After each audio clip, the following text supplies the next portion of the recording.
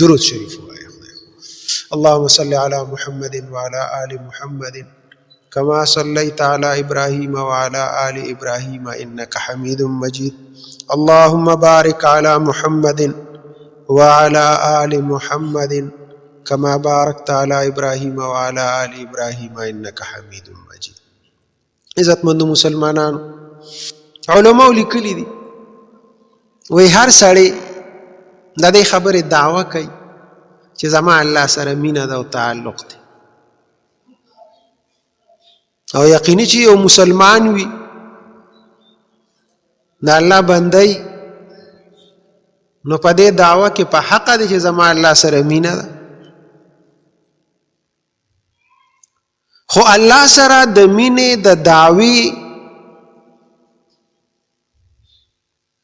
د پاره څه لوازمات دي چې هغه لوازمات هم وینو اله به یقیني پته چې ته د الله بندې او ستا د الله تاسو ستا الله سره مینه ده. لکه یو سړی دی او هغه وایي زما بچي ډېر زیات خوښ دي، اوس د هغې خو به څه نشاني وي،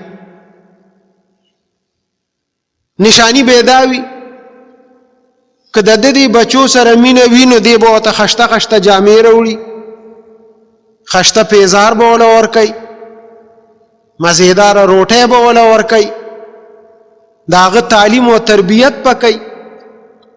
نو د دې نه دا معلومیږي چې د دې بچو سره مینه شته.